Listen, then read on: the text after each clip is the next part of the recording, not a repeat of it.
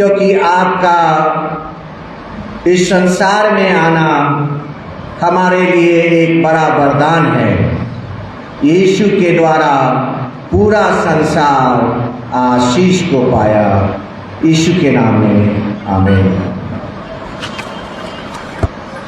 हम सब एक साथ बोलेंगे, hosanna hosanna. God bless you. जब होसना हम कहते हैं, so we become the part of the angels hosanna. जो लोग भाई बहन चर्च के बाहर इस गर्मी में हैं, आप सुरक्षित रहें। प्रभु आपको आशीष दे और गुड फ्राइडे के दिन सेल होगा और ताकि लोग बाहर भी आराम से आराधना अटेंड कर सकें। सो हम परमेश्वर का धन्यवाद करते हैं आज के इस वचन के लिए जो आपके सामने पढ़ा गया है। और यहाँ पर मत्ती रचित सुसमाचार और उसका 21 अध्याय, मैथ्यू चैप्टर 21। और यहाँ पर मैथ्यू यीशु मसीह को दाऊद का संतान कहकर पुकार रहा है। सो अगर आप बाइबल में देखेंगे, Matthew 21, Mark chapter 11, Luke chapter 19 and John the gospel of saint John chapter 12, Zechariah chapter 9 and verse 9, Isaiah chapter 2 and verse 11। सो जगहों पर और शाम में तो बहुत जगहों पर ये वर्णन आता है। जो रिस्पॉन्सिबिलिटी आपने पढ़ा है, शाम 118 एंड वर्स 26, धन्य है वह जो यहोवा के नाम से आता है। और यहाँ पर मैथ्यू कहता है, दाऊद के संतान को होसन्ना। धन्य है वह जो प्रभु के नाम से आता है। और यहाँ पर 26 पद में लिखा है, हमने तुमको यहोवा के घर से आशीर्वाद दिया है। See how the blessing comes. The blessing comes from the house of God. कितनी बड़ी बात लिखी। परमेश्वर की जो आशीष है प्रिय भाइयों बहनों, ईश्वर के घर से आता है। It comes from the house of God. यह परमेश्वर के घर से आता है। और यहाँ पर blessed is he who comes in the name of the Lord। यहाँ पर भजन संगीता 118 और 26 में लिखा है। यह किस बात को हमें बतलाता है? आज का पाम संडे हमें किस बात को बतलाता है? पहला है ट्रम्पेट और दूसरा है victory. Cross is not the symbol of defeat. बहुत सारे लोग सोचते हैं, क्रूस के बारे में अलग अलग इंटरप्रिटेशन करते हैं। लोग ये भी कहते हैं वह ईश्वर था तो क्रूस पर कैसे चढ़ा, अपने आप को बचाना चाहिए। लोगों ने उस दिन बहुत सारी बातें यीशु को कही। बट आई वांट टू से on the palm Sunday, cross is not the defeat but the victory. और उसी गुड फ्राइडे की यह प्रोसेशन विजय का है, विजय का प्रोसेशन है। The behold your king comes, trumpet and victorious. यहाँ पर लिखा है, मत्ती कहता है, यीशु ने अपने चेलों से कहा, दो चेले से कहा, यीशु ने अपने दो चेलों से कहा, क्या कहा?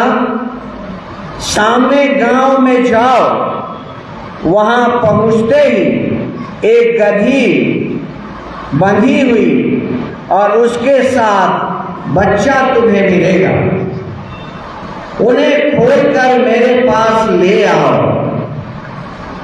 यदि कोई तुमसे कुछ कहे तो कहना कि प्रभु को इसका प्रयोजन है। प्रभु का इसका प्रयोजन है। इस वचन से आप क्या सीखते हैं? यीशु मसीह ने अपने 2 चेलों से कहा कि सामने के गांव में जाओ और वहां पर गधी बंधा हुआ मिलेगा और उसे लेकर मेरे पास आओ, और अगर कोई पूछे क्यों ले जा रहे हो तो यह कहना कि प्रभु को इसका प्रयोजन है। सी verse 3, Matthew chapter 21 and verse 3. And if any man say aught unto you, he shall say, the Lord hath need of them, and straightway he will send them. प्रिय भाइयों बहनों, प्रभु को आपका प्रयोजन, God needs you. परमेश्वर आपको खोजता है, परमेश्वर आपको ढूंढता है। परमेश्वर को मनुष्यों का प्रयोजन है। सो क्या हम प्रभु के इस कार्य के लिए तैयार हैं?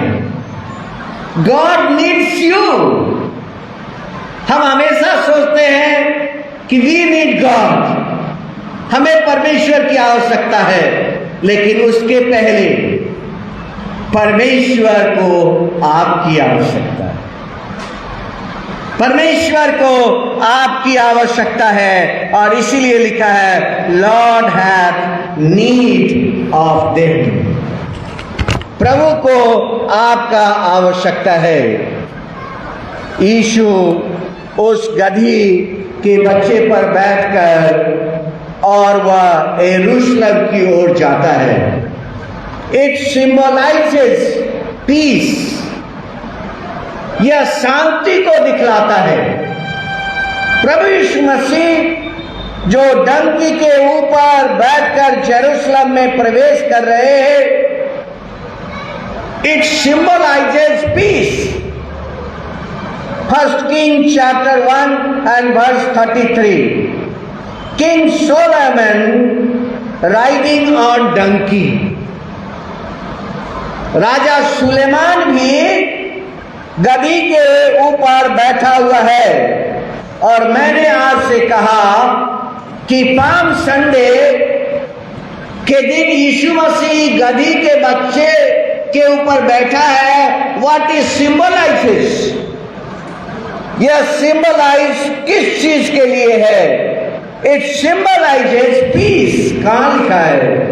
It symbolizes piece.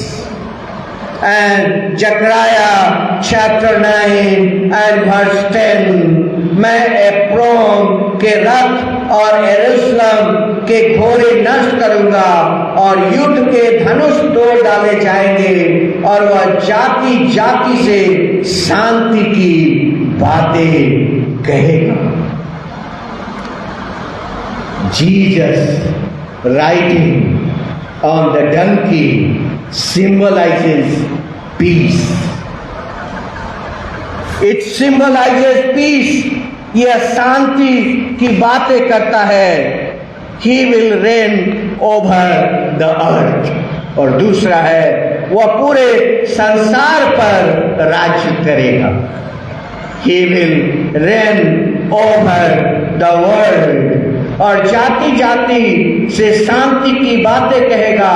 वह समुद्र से समुद्र तक और महानद से पृथ्वी के दूर दूर के देशों पर प्रभुता करेगा।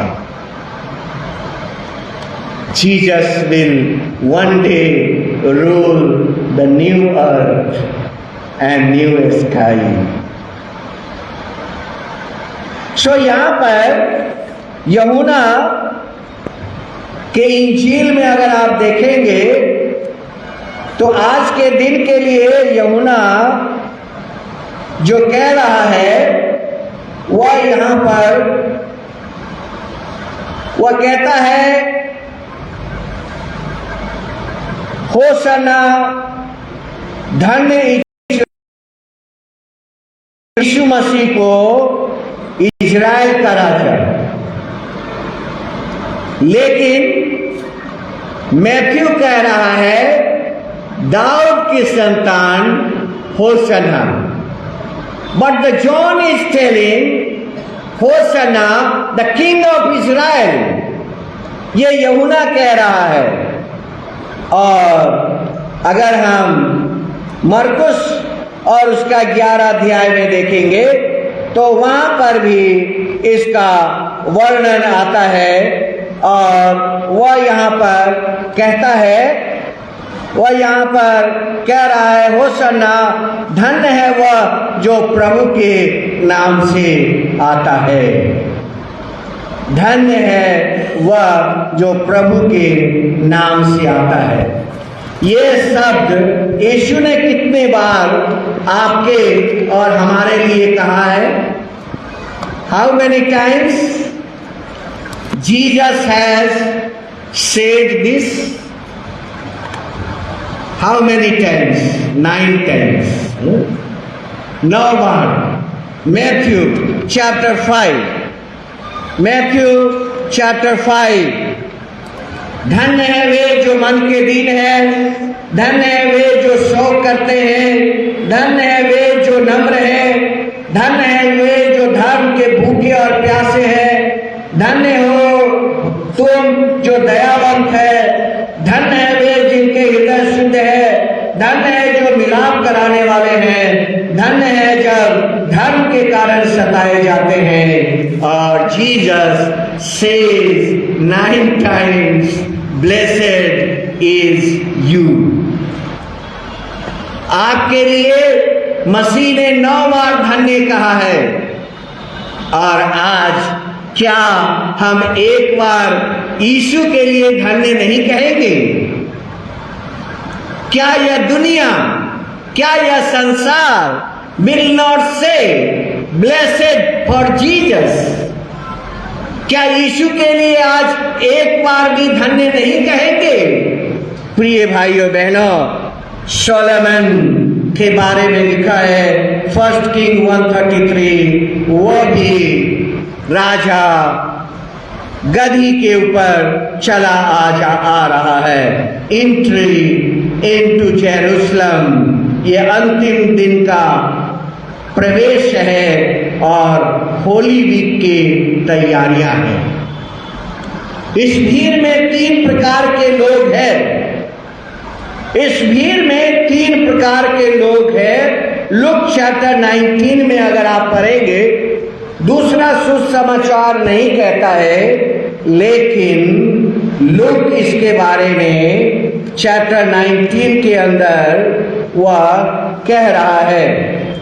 और ये 3 प्रकार के लोग, पहले लोग हैं जो यीशु मसीह की स्तुति कर रहे हैं। उन लोगों ने यीशु मसीह के चमत्कार को देखा। उन्होंने यीशु मसीह को मुर्दे को जिलाते देखा है। उन लोगों ने अंधे को आंख देते हुए देखा है। उन लोगों ने लंगड़े को पैर से चलते हुए देखा है। कब्र से लाजर को बाहर आते हुए देखा है। वे परमेश्वर की स्तुति कर रहे थे। वे लोग जिनके जीवन में चमत्कार हो रहा था। एक सच्ची घटना है साउथ अफ्रीका की, और बहुत बड़ी सभा में प्रचारक प्रभु के वचन का प्रचार कर रहा था और लोग यीशु की स्तुति कर रहे थे। और करीब 60,000 लोगों की सभाएं थी। तो प्रचारक ने कहा, क्यों ना हम अपने मुख खोलकर और परमेश्वर की स्तुति करें। और जब उतने लोगों ने परमेश्वर को होशाना किया, उतने लोगों ने प्रेज द लॉर्ड किया, उतने लोगों ने धन्य कहकर पुकारा, और लोग, शहर के लोगों ने सोचा क्या हो रहा है, चल कर देखें। और सारा शहर आकर स्तुति करने लगा। क्या हम एक बार भी यीशु को धन्य नहीं कहेंगे? The world should say Jesus blessed। ये स्तुति कर रहे थे। ये लोग परमेश्वर के लोग थे। ये लोग परमेश्वर के लोग थे और ये स्तुति कर रहे थे। दूसरे वे लोग थे जिन्होंने जो शब्द कहा, बहुत दुख का बात। इन लोगों ने जो शब्द कहे वह बहुत दुख का बात है। और उसके बारे में आप लूका 19 और 37 के पास आसपास लिखा है। और वहां पर वे लोग कह रहे थे कि ये कौन है। ये लोग कह रहे थे ये कौन है। और अगर यहां पर हम देखते हैं तो लिखा हुआ है मैथ्यू 21 एंड वर्स 10 में, जब वे यरूशलेम में प्रवेश किया तो सारे नगर में हलचल मच गई। पूरे शहर में हलचल मच गई। और उन लोगों ने क्या कहा, यह कौन है।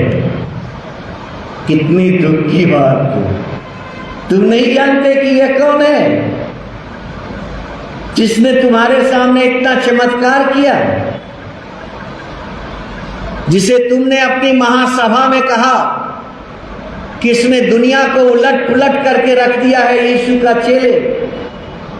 और जिस महासभा में एक महायाजक ने कहा, तुम लोग इसके पीछे मत लगो, अगर ये मनुष्य की ओर से है तो आप ही मिट जाएगा, परंतु अगर ये ईश्वर के तरफ से है तो इसको कोई नहीं मिटा पाएगा, इस संप्रदाय को कोई नहीं मिटा पाएगा, इसके पीछे, यीशु के पीछे होने वाले को कोई नहीं मिटा पाएगा। क्या जेरूसलम की काउंसिल ने ये नहीं कहा था? प्रिय भाइयों बहनों, ये कहते हैं कि ये कौन है, किसके लिए? जीसस, जिसने इतने चमत्कार किए, जिसने 5 रोटी से और 2 मछली से 5,000 लोगों को खिलाया। क्या उसमें लोग नहीं रहे होंगे? कुछ तो लोग अवश्य रहे होंगे जो जेरूसलम के ही होंगे। और यहाँ पर लिखा है, दूसरे लोग कह रहे थे कि यह कौन है। तीसरा है जो मना कर रहे थे, ये याजक और फरीसी ईर्ष्या के कारण वो विरोध कर रहे थे। ईर्ष्या के कारण यीशु के महिमा को देखकर जलने लगे, मना करने लगे। अपने चेले से कहो स्तुति ना करो, मना करो। और वे यीशु को ऐसी भाषा कहने लगे। प्रिय भाइयों बहनों, कभी कभी हमारी भी भाषा कैसी होनी चाहिए? अपनों से, भाई और बहनों से बात करने के लिए और धर्म गुरुओं से बात करने के लिए। ये बहुत महत्वपूर्ण है और यही शिक्षा माता पिता अपने बच्चों को सिखलाते हैं।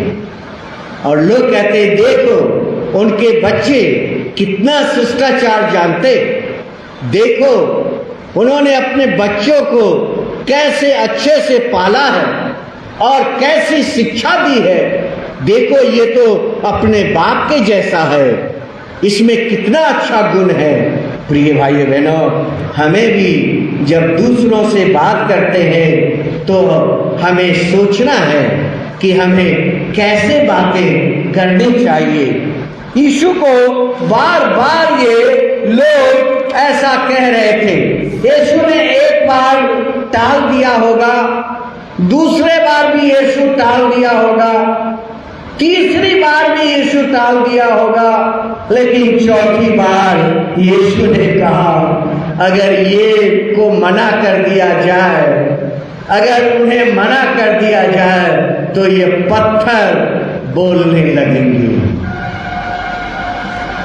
अगर चर्चेस यीशु मसीह की प्रचार नहीं करता है तो अन्य जातियां बाहर से आकर प्रचार करने लगेंगी। Don't worry, if Christians are not preaching the gospel, the other people will come to Jesus, they will accept Jesus, वे यीशु को मुक्ति के दाता ग्रहण करेंगे, and Gentiles will start preaching, पत्थर बोलने लगेंगे। Gentiles will preach the gospel if we deny to preach the gospel to others. लोग ऐसा कह रहे थे। ये 3 प्रकार के लोगों का वर्णन यहाँ पर यीशु मसीह के आज के दिन के लिए कहा गया है। God uses donkey to speak about the judgment. परमेश्वर गधी को जजमेंट बोलने के लिए इस्तेमाल करता है। God uses the donkey. Numbers chapter 22. Balaam's donkey warns prophet his disobedience. 28 पद में लिखा है, तब यहोवा ने गधी का मुंह खोला and the donkey started speaking. This Bible says, अगर ये नहीं बोलेंगे तो पत्थर बोलेंगे। If Christians stops preaching the gospel, the Gentiles will come. अन्य जाति से लोग आएंगे and they will preach the living word of Jesus, the King of Kings and the Lords of Lords. So God uses donkey to speak the judgment. और गिनती की पुस्तक number chapter 22 and verse 28. Jesus demonstrated that he was the burden bearer. आज के दिन यह prove होता है यीशु हमारा बोझ उठाने वाला है, जो दुनिया में इसीलिए आया कि वह हमें पापों से बचा सके। अगर वह इजराइल का ही राजा होता तो दुनिया को पाप से नहीं बचा पाता। अगर वह सिर्फ इजराइल का राजा होता तो वह दुनिया को, संसार को पाप से नहीं बचा पाता। प्रिय भाइयों और बहनों, Jesus demonstrated, today is the demonstration of heavenly work on the earth, and the second demonstration is on the grave of Jesus Christ. मानो कब्र पर स्वर्ग उतरकर आ गया है। This is the first demonstration. And rising Jesus from the dead is the second demonstration. आपके classes में भी डेमोन्स्ट्रेशन होता है। And this is proving burden bearer, who came to save the world. Judges chapter 15 and verse 15 में लिखा है, Samson defeated Philistines with the jawbone of ass. गधी के जबड़े से, हड्डी से उसने लड़ाई की और वह फिलिस्तियों को हरा दिया. Samaritan was also riding on the donkey. Samaritan भी जिसने जेरूसलम से वह जेरिको जा रहे थे और एक जेरिको से जेरूसलम आ रहे थे, that person was also riding on the donkey, और उसने घायल व्यक्ति को लेकर और उसके उपचार के लिए उसको एक सराय में ले जाकर ठहराया. And this was a great compassion of Samaritan. इसलिए क्रिश्चियंस में सैमरिटन पर्स भी होता है, सैमरिटन बॉक्स भी होता है, सैमरिटन गिफ्ट भी होता है. Dear brothers and sisters, Samaritan was also riding on donkey. और आज के पाम संडे के बारे में स्वर्ग में भी कुछ हो रहा है क्या? स्वर्ग में भी कुछ हो रहा होगा. आज के पाम संडे के लिए, आज के पाम संडे के लिए स्वर्ग में भी कुछ हो रहा है. स्वर्ग में भी कुछ हो रहा है. And revelation chapter 7 and verse 9, Revelation chapter 7, प्रकाशित वाक्य, last book of the Bible, last book. I will conclude the message. Revelation chapter 7 and verse 9, और वहां पर क्या लिखा है देखिए. इसके बाद मैंने दृष्टि की और देखो हर एक जाति और कुल और लोग और भाषा में से एक ऐसी बड़ी भीड़ जिसे कोई गिन नहीं सकता, श्वेत वस्त्र पहने हुए, अपने हाथों में खजूर की डालियां लिए हुए सिंहासन के सामने और मेमने के सामने खड़ा है. They having the palm leaves. उनके हाथों में खजूर की डालियां हैं. They are also celebrating. और ये ऐसी भीड़ है जिसे कोई गिन नहीं सकता है. No count one can count. Uncountable crowd. ये कौन है? जिन्होंने यीशु को अपना मुक्तिदाता ग्रहण किया है. प्रिय भाई बहनों, palm Sunday is more than historical event. It is not only historical event. Palm Sunday is not only historical event. यह सिर्फ ऐतिहासिक घटना नहीं है, यह ऐतिहासिक घटना से और अधिक है, और वह है palm leaves symbolizes trumpet victory. Lab व्यवस्था 23 and verse 14. सो हम परमेश्वर का धन्यवाद करें कि हमने भी खजूर की डालियां स्वर्ग में, स्वर्गदूत प्रभु के द्वारा बचाए हुए लोग अपने हाथों में वह खजूर की डालियां लिए हुए और होसन्ना कर रहे हैं. और एक्सोडस और 19 and 5, for all the earth is mine. ये धरती ईश्वर का है, यह धरती किसी मनुष्य का नहीं है. लैब व्यवस्था 25 और 23, द लैंड इज माइन. ये जो धरती है, यह जो जमीन है, आपका होता है. आपके घर बनते हैं, लेकिन उसके पहले वह ईश्वर का होता है. जो जमीन आप खरीदते हैं और घर बनाते हैं, प्रिय भाइयों बहनों, वो पहले ईश्वर का होता है, तभी वो आपके पास आता है। और बाइबल कहती है, लय व्यवस्था 25-23, द लैंड इज माइन, ये जगह मेरा है।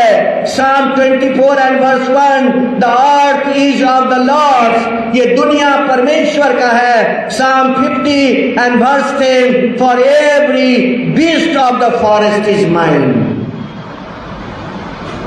इस संसार के सब जीव जंतु सब हमारे हैं। और हैगे की पुस्तक में लिखा है, the silver is mine, the gold is mine, Seth the Lord. आपके घर में जो सोना है वो भी परमेश्वर का है, आपके घर में जो चांदी है वो भी परमेश्वर का है। हगे की पुस्तक में लिखा है, the silver is mine, the gold is mine, Seth the Lord Jesus. Finally I conclude the message. Finally उस गधी के बच्चे का मालिक अभी तक कोई नहीं था, उसके ऊपर कोई नहीं चढ़ा था। Jesus was the first man. Jesus was the first man and first God. उस गधी के बच्चे का मालिक आज यीशु बनता है। Jesus became the master of donkey. आज यीशु आपके और हमारे जीवन का मालिक बनना चाहता है। Jesus wants to be the master of your life, my life, our life. So there are many things to preach on this Palm Sunday, but I will conclude. Palm Sunday teaches यीशु को अपना जीवन का master बनाना है, यीशु को अपना जीवन का मालिक बनाना है। गधे का मालिक यीशु बना। Accept Jesus the master of your life. आपके जितने भी पाप हो वो पाप यीशु क्षमा करता है, अगर हम उसके मार्ग में अपने अधार्मिकता के कपड़े भी डाल दें, और जब वो उस पर चल के जाता है उनके पाप क्षमा हो जाएंगे। God bless you. Call Jesus the master of my life. यीशु तू मेरे जीवन का मालिक है। This is Palm Sunday. प्रभु धन्यवाद करते हैं पाम संडे के लिए। वे लोग कह रहे थे ये कौन है, क्या उन्हें पता नहीं ये कौन है? इतनी बड़ी भीड़ पाम संडे के दिन थी और एक और भीड़ गुड फ्राइडे के दिन थी। क्या इसमें से बहुत सारे लोग थे या नहीं, ये बड़ा विषय है। जो यीशु को राजा कह रहे थे, प्रभु कह रहे थे, मास्टर कह रहे थे, द किंग ऑफ इज़राइल कह रहे थे, क्या वही गुड फ्राइडे के दिन कह रहे थे इसे सलीब दो, इसे सलीब दो? वो जेरूसलम के लोग कह रहे थे ये कौन है? क्या तूने 3.5 वर्षों तक देखा नहीं कि यह कौन है? क्या भाषा हम बोलते हैं, दूसरों के साथ हम कैसी बर्ताव करते हैं, अपने बड़ों के साथ, एल्डर्स के साथ, धर्म गुरुओं के साथ। वे कह रहे थे यह कौन है? वह संसार का राजा है। हे दुनिया के लोगों, यीशु संसार का राजा है। आप उसे अपना मुक्तिदाता ग्रहण करो और अपना जीवन का मालिक बनाओ। यीशु के नाम में आमीन। हम लोग अंत में एक कोरस गाएंगे और आशीष वचन को ग्रहण करेंगे। जो थर्सडे के पैर धोने की रिवाज हम लोग कई सालों से कर रहे हैं एज पर द गॉस्पेल, तो जिन लोगों की रिस्पॉन्सिबिलिटी है कृपया आप अपने दायित्व को निभाएं जो इसमें अरेंजमेंट करते हैं।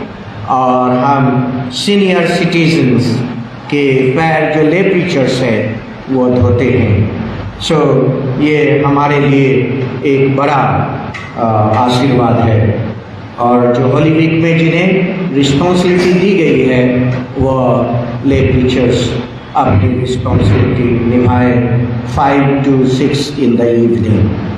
और हमारा जैसा थर्सडे को वैसा ही भी चलेगा। God bless you. आइए हम लोग एक कोरस गाएंगे क्वायर।